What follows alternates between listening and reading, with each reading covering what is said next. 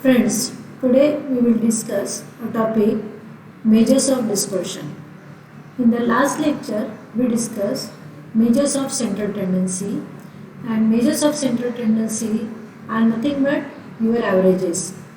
These averages are of two types. The first one is called as computational averages such as arithmetic mean, geometric mean, or harmonic mean or weighted mean, and positional averages are the averages which depends upon the position in the graph. So median and mode are called as positional averages.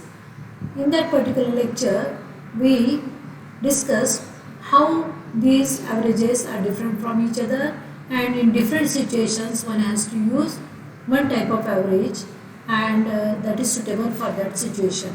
So to judge about which type of average should be used in for the given problem situation, such type of problems we have discussed in the last lecture. Now the another measure we need to see in terms of or with respect to your central tendency. So central measures of central tendency gives the point of concentration at which the whole data is said to be concentrated. Now your average or center is reliable if and only if the spread of observations is minimum from your center. So reliability of average depends on measures of dispersion. So dispersion is nothing but spread. So in this particular lecture we will discuss different types of measures of dispersion. So we have discussed the quartiles. So quartiles are the quantities or the numbers which divides the distribution into four equal quarters. So in this example, I'll just compute how to obtain quartiles for given frequency distribution. Now suppose this is your continuous type of data, hours worked and industries are given to you. So industries are my frequencies and my value or variable value is hours worked. So in this case, in order to find any type of partition values or median, we need to find out less than type cumulative frequencies. So one has to arrange the data in increasing order. So here I have computed less than type cumulative frequencies. Now sum of all frequency is my capital N, which is equal to 100. So in order to compute Q1, in order to compute the lower quartile Q1, what I do? I need to compute n by 4. So n by 4 is 25. So see where this 25 lies in the less than type of cumulative frequencies. So 25 lies between 6 and 25. So 6 is just less than n by 4 is less than 32. So this class 36 to 39 is called as Q1 class. So once I locate this Q1 class, lower limit of this Q1 class is 36, frequency of the Q1 class is 26, cumulative frequency just above the Q1 class is 6. So using these facts, my formula for computation for Q1 is L plus n by 4 minus Cf into h upon fk. So putting these values, I have I need to compute this fraction first and just add up to your lower limit 36. So the value of Q1 is 38.1923. Similarly, in order to compute second quartile Q2, so Q2 is nothing but median. So it is the observation corresponding to n by 2th observation. So here n by 2 is 50. So locate the class where this 50 lies in less than type cumulative frequencies. So 50 lies between 32 and 79. Therefore this class is my Q2 class. This class is my Q2 class. So lower limit of Q2 class is 39. Frequency of that class is 47. the length of the class interval is here 42 minus 39, that is 3. So putting these values, and one more thing, that is cumulative frequency of the class just above the Q2 class, that is 32. So that is my CF. So putting these values in this particular equation, I have Q2 is equal to L plus H into the bracket H upon Fk into the bracket n by 2 minus Cf. So if I put those values, the value of Q2 is 40.1487. Similarly, in order to compute Q3, I need to compute 3n by 4.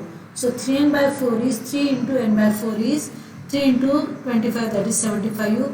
Again look at in this less than type cumulative frequency. So 75 lies between 32 and 79. So the class is again 39 to 42 is my Q3 class. Here what will change? Here simply 3n by 4 will change and everything will remain constant because H is 3, F is 47, CF is 32. Only this 3n by 4 will change as compared to Q2, and the value of Q3 is 41.7447. So in this way we can compute quartiles for continuous type of frequency distribution. We can find out or interpolate, estimate the values of quartiles by graphical method using less than type Ogive curve. So you just see the values corresponding to in by 4th on y-axis. So that values can be estimated like this. So this is my less than type cumulative frequency curve. Cumulative frequency curve is obtained by plotting upper class limits. So these are my upper class limits, and these are my less than type cumulative frequencies. The value corresponding to n by 4 is my Q1. The value corresponding to n by 2 is my Q2. The value corresponding to 3n by 4 on this particular graph is called as Q3. So one can easily obtain quartiles using less than type cumulative frequency.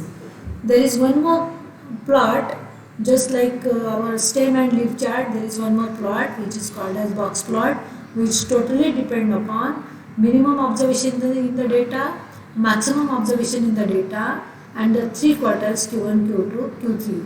So this particular graph gives a very good picture of your frequency curve, whether the frequency curve is symmetric curve or it is either positively skewed, negatively skewed. Such type of analysis can be done using box plot. So in box plot, one has to plot only 5 points, 5 numbers, namely minimum observation, Q1, Q2, Q3 and maximum observation.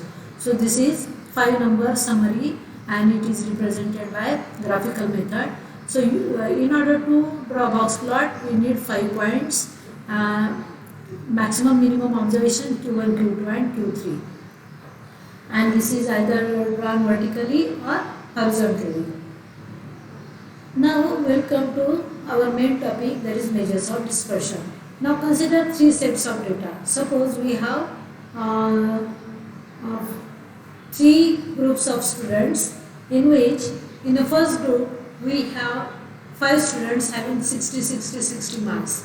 We have suppose a second type of groups of students such that the 5 students have marked 56, 58, 60, 62, 64.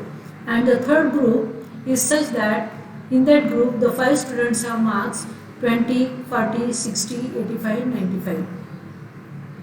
So in each of this case, if you try to find out the sum of all observations in 3 groups, so the sum of all observations is 300, 300, 300. But if you find the mean will be total number of sum of all observations divided by number of observations is 300 by 5, 300 by 5 and 300 by 5, that is 60, 60, 60. So you can see that mean doesn't change in 3 groups. But can you see the observations in the first case are exactly equal to your mean of the distribution. In the second case, it is more or less equal to 60. but in third case you can see there is too much variability in the observations. So mean 60 doesn't give the same picture for all these three data sets. So I will define dispersion is the extent to which a distribution is stretched or squeezed or observations are scattered or dispersed from your central value. So in this case there is no variation at all between the observations and mean. Here there is a very little observation difference between your actual mean and the data set, but here there is a too much or vast difference between your central tendency and observations. So here scatterness is very more as compared to this, and actually in this case there is no deviation of observation from its arithmetic mean. So you must provide your measure of dispersion with your central tendency in order to check the reliability of your average. So this variation is called as dispersion or scatterness. Now, what are the requisites of good measures of measures of dispersion? So these are the characteristic or good things that any measure of dispersion should follow. So the first one is it should be rigidly defined, that is defined with the help of some mathematical formula. The measure of dispersion should be easy to calculate and easy to understand for common man. Further, it should be based on all observations so that it will become more stable. So further, it should be capable of further algebraic treatment so that if you add or you delete some of the observations, you will be able to find out the new measure of dispersion. Further, it should be least affected by sampling fluctuations and it should be least affected by extreme observations. So these are the characteristics for your good measure of dispersion. So you can compare the various measures of dispersion whether they are good or not by just comparing those measures of dispersion with these properties of good measure of dispersion. Now we will have two types of measures of dispersion. The first one is called as absolute measure of dispersion and the second one is relative measures of dispersion. Now in absolute measures of dispersion, the measure of dispersion is based on the same measuring unit in which the original data is given. If my original data is in terms of say kilograms, then my absolute measure of dispersion is based on the same unit, that is kilogram. The relative measure of dispersion is actually the ratio of two quantities. The numerator is absolute measure of dispersion and the denominator is appropriate average selected. So this relative measure of dispersion become independent of the data of measurement and therefore it is called as coefficient. So it is independent of unit of measurement. Further, this absolute measure of dispersion is used for comparison when we have variables of same units. So when we have to compare two data sets, then if their units of measurements are same, then and then only we can use absolute measure of dispersion. For example, in India there is a currency in rupees. So if I want to compare say GDP of Maharashtra and GDP of say Madhya Pradesh, then I can use absolute measure of dispersion for comparison.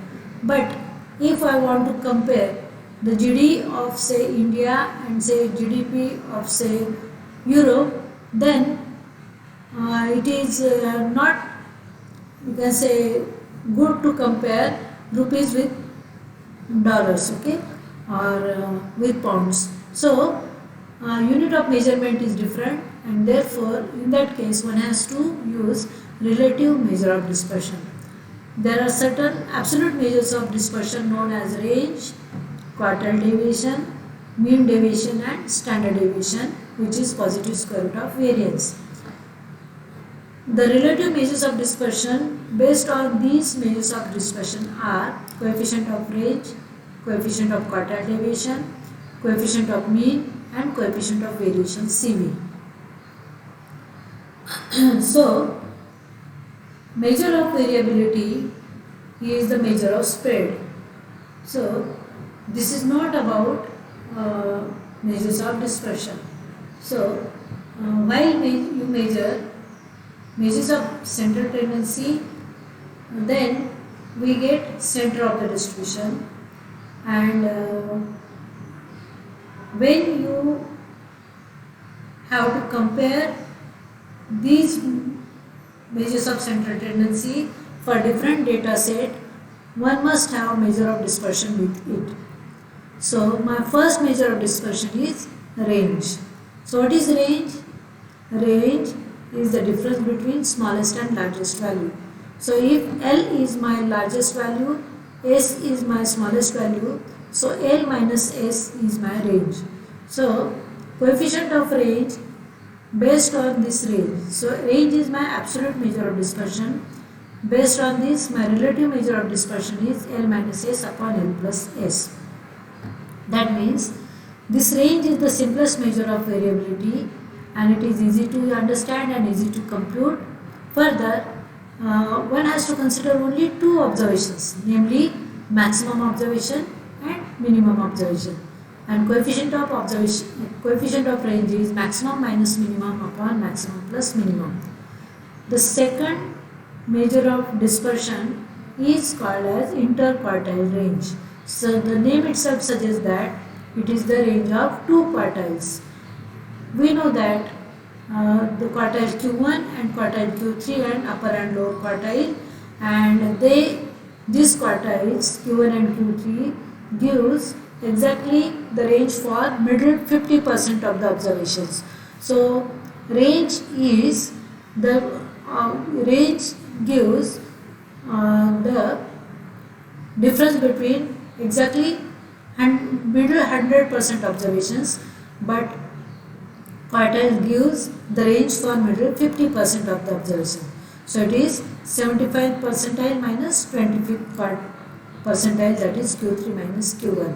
So this is again one of the related measure of variability, and one can define interquartile range by or semi-interquartile range by dividing interquartile range by 2. So semi-interquartile range is given by Q3 minus Q1 divided by 2. Now let us have one example for range. Suppose we have 5 observations, 3, 4, 4, 5, 7. So in this case, what is my smallest observation? 3. What is my largest observation? 7. So my range is 7 minus 3, that is equal to 4. And the coefficient of range is given by L minus S upon L plus S, which is 4 upon 10, that is 0.4. So range is absolute measure of dispersion, and coefficient of range is relative measure of dispersion. Here we have data set. So this is your continuous type of data, and the minimum weight is 85 and maximum weight is 185.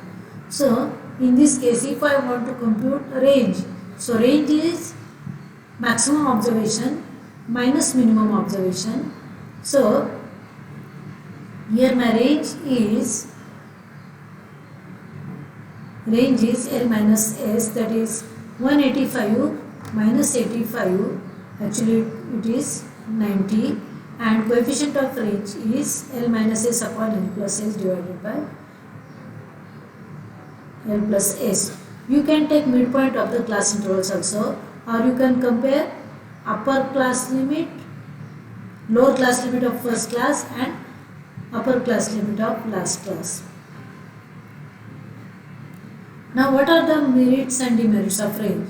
So as discussed earlier, range is the simplest measure of dispersion, which is easy to compute and it is rigidly defined. So it requires very less time to calculate, and generally range is used in SQC, statistical quality control, in industries. What are the demerits? See, in order to compute range, we require only two observations, smallest and largest. So we don't take into consideration the other n minus 2 observations. Further, range is very much affected by sampling fluctuations. So if one of the extreme observation changes, range will change definitely. Further, we cannot compute range for open-end classes as the lower limit for the first class and upper limit for the last class is absent. Further, range is not suitable for further mathematical calculations. So, using range we cannot go further if our data changes. So, the second type of measure of dispersion is quartile deviation or semi-interquartile range, which is given by Q3 minus Q1 upon 2. Further, the coefficient of quartile deviation, which is relative measure of dispersion based on quartiles, is given by Q3 minus Q1 upon Q3 plus Q1. So, in the first example, if I have this value as Q3 is 41 and the first value is this. So, using these Q3 and Q1, you can compute quartile deviation or coefficient of quartile deviation, that is Q3 minus Q1 divided by Q3 plus Q1. So, suppose I have this example. In this case, I have computed Q1 is 25, Q3 is 46.25. Then coefficient of quartile deviation is given by Q3 minus Q1 upon Q3 plus Q1, which is 0.2983. So it is a coefficient which is independent of unit of measurement. And quartile deviation is given by Q3 minus Q1 upon 2, which is also called as semi-interquartile range. Now, these are the merits and demerits of quartile deviation. That quartile deviations are, or you can easily calculate quartile deviation. The definition is also easy to understand. In case of open-end classes, though we cannot compute range, we can compute quartile deviation because we need quartiles Q1 and Q3, which are just the range of middle 50% of the observations. Further, since we just consider middle 50% of the observations, the quartiles are not affected by extreme values. Demerits are, we consider only 50% of the data set, as we just consider middle 50% of the observations in order to compute quartile deviation. Further, quartile deviations is affected by sampling fluctuations and it is not capable of further algebraic treatment. The third type of measures of dispersion is mean deviation. So the name itself suggests that it is a deviation from mean value. So mean value is any value, arbitrary constant, say A. So if we have n observations, say x1, x2, xn, then one has to consider absolute difference from each observation from that particular arbitrary constant A. So you take the positive difference between xi and A, then take the sum and then divided by n. Actually there should not be this. So this is mean deviation about A is simply 1 upon n. Actually this is coefficient of mean deviation, and mean deviation about A is simply 1 upon n summation of modulus of xi minus A. This A should not be there. Remember, this A should not be there. If you divide it by A, then that will be your coefficient of mean deviation. So I have written this formula again. In case of frequency distribution, that is when we have data of the type xi fi is equal to 1 to k, where xi is midpoint of the class interval and fi is the frequency of that class, then we can compute mean deviation about A is 1 upon n. This n is summation of all frequency, summation of fi modulus of xi minus A, and the coefficient of mean deviation is just divide this quantity by A. So in this way we can define mean deviation about A. Now the most important measure of dispersion is variance and standard deviation. So actually standard deviation is just positive square root of variance. Now we know that mean is the best measure of central tendency.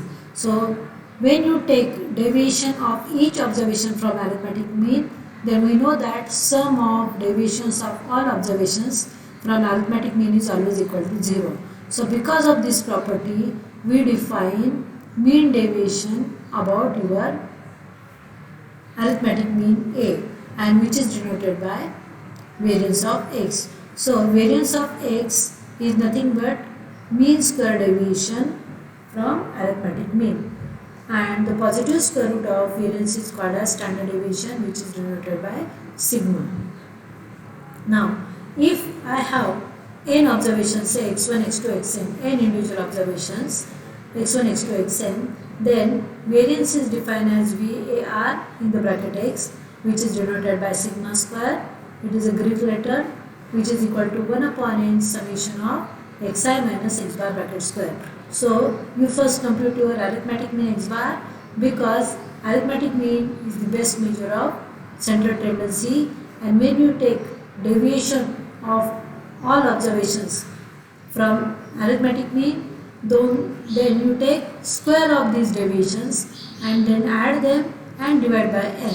So this is called as mean square deviations from arithmetic mean. And if the computational formula for sigma square, if you solve this particular xi minus x bar bracket square as xi square minus 2 times xi x bar plus x bar square, and by collecting the terms, the formula for computation of variance is summation of xi square upon n minus x bar square. So this formula you can use in order to compute variance. In case of continuous frequency distribution, or when we have data in terms of fi, xi, where xi is the midpoint of the class interval with frequency fi, then sigma square is defined as 1 upon n summation of fi into bracket xi minus x bar square. So the computational formula for this is sigma square is equal to summation of fi xi square upon n minus x bar square, where this n is summation of fi. So this is same formula here. Your arithmetic x bar is summation of xi upon n. And what is standard deviation? See, while computing variance, one has to consider xi minus x bar bracket square. So variance is obtained by squaring, and therefore if my original observations are in centimeter, then variance will be in centimeter square. So in order to have a same unit of measurement which we have for mean, one has to consider the square root of variance, and the positive square root of variance is denoted by sigma, which is standard deviation, and it is used as a best measure of variability. So standard deviation sigma is given by positive square root of 1 upon n summation of fi into bracket xi minus x bar bracket square, or this is the another formula in case of n individual observations. Now the relative measure of dispersion based on your absolute measure of dispersion, standard deviation, is called as coefficient of variation. So coefficient of variation is independent of unit of measurement, and it is given by sigma divided by x bar, because your sigma is measure of dispersion based on arithmetic mean x bar. So sigma divided by x bar into 100 in terms of percentage is given as coefficient of variation, which is very important in order to compare different types of data sets. So in this particular table, starting from arithmetic mean, I have given formula for 3 types of data sets. So say my first type of data set is, suppose I have n individual observations x1, x2, xn, then in that case one can compute arithmetic mean, geometric mean, harmonic mean, all measures of dispersion, and further coefficient of skewness and kurtosis again. The second type of data set is, suppose I have a discrete frequency distribution of the type xi fi, and the third type of data set is continuous frequency distribution where xi is the midpoint of the class interval. So for these three types of data sets, I have given all the formulas for arithmetic mean, geometric mean and harmonic mean in this table. See, for type 1 data set, this is formula for arithmetic mean. For type 2 and 3 data sets, formula for arithmetic mean is like this. Similarly, I have given it for geometric mean, harmonic mean, weighted means, then for median, then mode, then it is for quartiles and deciles, the formula for percentiles. Further, the range, for range the data, for range type of, for type 1, type 2 and type 3 type of data, how to define range, then coefficient of range, then interquartile range, mean deviation, everything I have given in this. Further, how to compute variance and standard deviation for type 1 type of data and type 2 and type 3 type of data. Similarly, how to compute coefficient of variation for data type 1, 2 and 3. Further, in the next chapter, we will going to consider raw moments, central moments, then coefficient of skewness and coefficient of kurtosis. So, everything I have given in this particular table. So, try to write all these values in your notebook in order to remember the formula for computation for various measures of central tendency and various measures of dispersion. So this is full and final formulae which I have given in one table only. Now here I have some examples to find variance, standard deviation, etc. Suppose I have 6 observations with values given like this. To find mean of data set, that is sum of all observations divided by number of observations 11. Now we need to first compute variance. So variance is, you just take square of deviations. So my mean is 11. If I take square of deviations, xi minus x bar, these are the square deviation here, and sum of squares of deviations are like this. Actually this summation sign, this summation sign should be out. Okay, so there is a mistake here. This summation side should be out of this. And sum of xi minus x bar square is 70 upon 6, which is 11.6. So divide this. If you divide sum of squares of deviations by number of observations, you get variance. And my standard deviation is square root of variance. So another method is, you just compute summation of xi square divided by n minus x bar square. So this is simple formula to compute arithmetic mean. So here suppose the data is same. If I take squares, then summation of xi square upon n, the same value comes out to be here. Now suppose this is a discrete frequency distribution, that is values of x are 2, 4, 6, 8, 10 and corresponding frequencies are given to you. Sum of all frequencies is 30. Then you compute xi square, then compute fi xi in order to compute mean and fi xi square.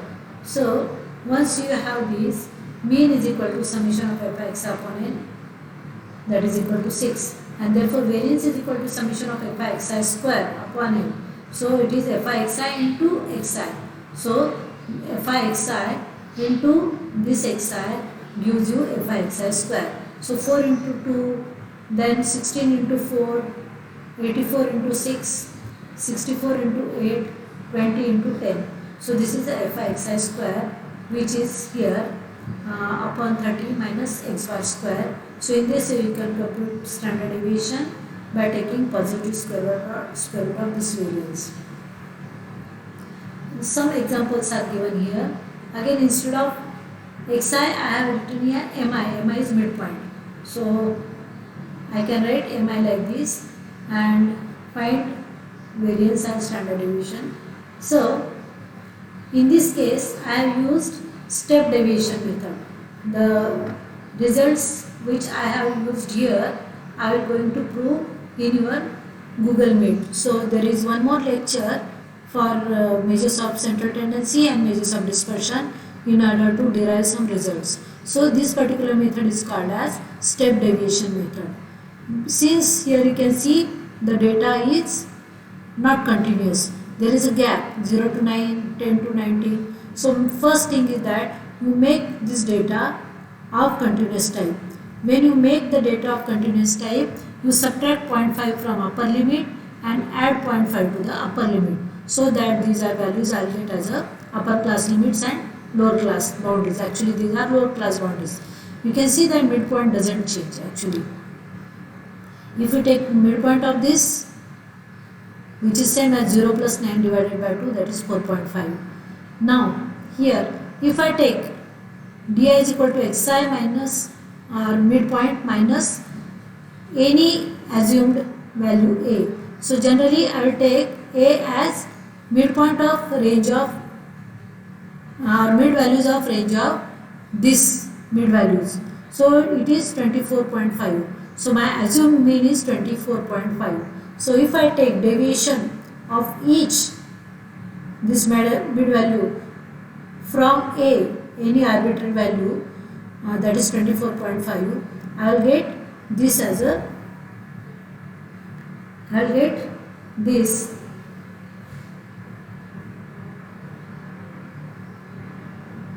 as the values, and I compute di square, fi di square. So in this way also we can compute x bar is equal to a plus h into u bar, and we have to multiply here by h square. So this is step deviation method. Now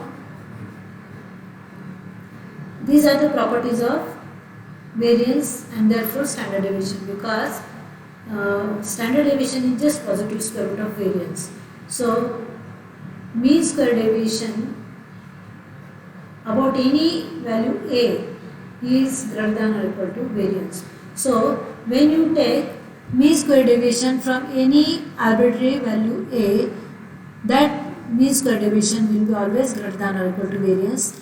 This particular proof I will take in Google Meet. Further, effect of change of scale and origin, this also I will take in the Google Meet. Now one can compute mean and variance for combined series. That means if we have two set of observations, say with sizes n1 and n2 and with means x1 bar and x2 bar, then we can find out combined mean for all observations. So x bar c is equal to n1 x1 bar plus n2 x2 bar divided by n1 plus n2. This result we have taken in our last lecture. Now if we have two groups with suppose means and standard deviations for two groups are given to you. Suppose x1 bar is mean of n1 observations with standard deviation sigma 1, x2 bar is mean of n2 observations with standard deviation sigma 2. And if I combine these two groups, so the combined group will have n1 plus n2 observations, then we can easily find out the combined variance for this n1 plus n2 observations by the formula n1 sigma 1 square plus d1 square. What is my d1? d1 is my actual mean of first group x1 bar minus combined mean of these n1 plus n2 observations.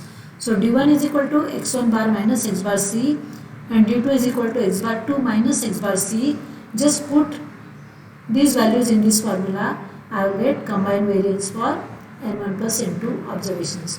So this is particular example to find combined mean and combined variance. So you just go through this exercise, and this is one more problem. Now let us discuss merits and demerits of variance.